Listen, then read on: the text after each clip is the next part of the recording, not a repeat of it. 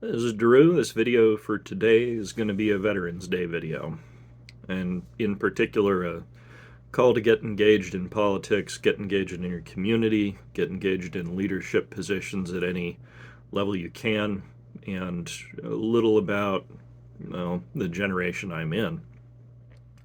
So, as I mentioned before, I'm a veteran, a Navy veteran.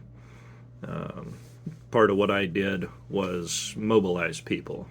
So between 100 and 300 people per week in the Navy, we would receive and transfer over to the Army. That consideration will be important farther into the video. About my generation, I am told what I'm called is a elder millennial. So I was born in 1985. Our generation runs from 81 to 96. We've also been called the unluckiest generation. We got to really see the rise of school shootings, 9/11, a 20-year war, the Great Recession, a mess of other things. If I tried to list it all, I'd be taking up a lot of time just listing terrible events. Um, when we look at the veteran population for ourselves, that tells us about ourselves as well. With the exclusion of the years of 81 and 82, all of us would have turned 18 during the 20-year war. I was 15 when 9/11 happened.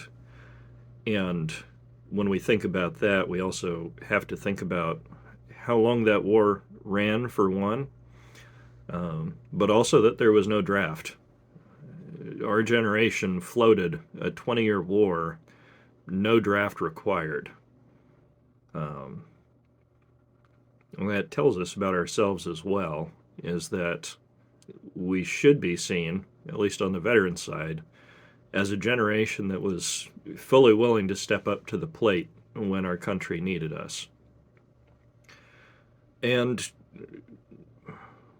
not that we're not at any given time, but right now we are needed. When we look at the composition of our leadership at the federal level, Congress being the combination of the House and the Senate, it is currently about 1/6 of it is veterans. And when we look at the world today, we see a world that's very close to the brink of war.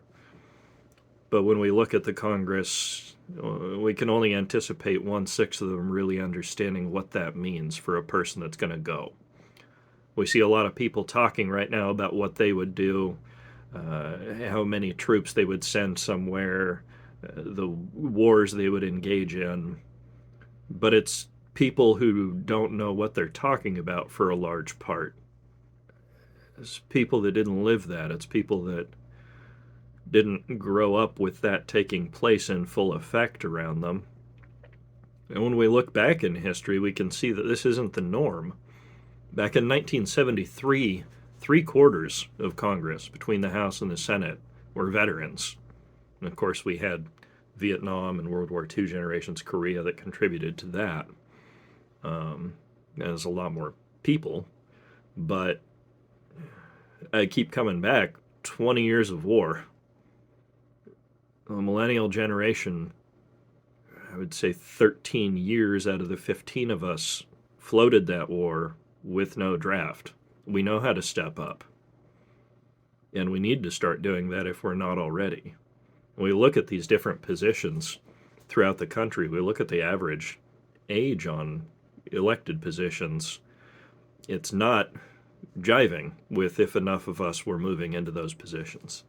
When we look throughout various fields, I know in Oregon at least, there is a huge deficit of people that are prepared to lead at the director level or the executive director level, not even looking at politics. So, sitting here as a veteran on Veterans Day who has done some of these things, who's run agencies, who's been elected to a position, I really want to encourage my fellow veterans to pursue that route. The country, even if we're not in the military anymore, it still needs us. It needs our knowledge and experience. Because when we've got only 1/6 of the Congress who understands what war is talking about sending other people's kids to war. It needs to be people that understand what that means. So that's going to be the video for the day. Short, sweet. Everybody take care. Remember, on the veteran side, check in on your vets today. 22 of our brothers and sisters end themselves every day. I've often said that I don't think the personnel toll on a war should be considered complete until the last of us have gone, because you don't know how many others are going to go as a consequence of that war. So, everybody take care, be safe, and we'll talk to you later.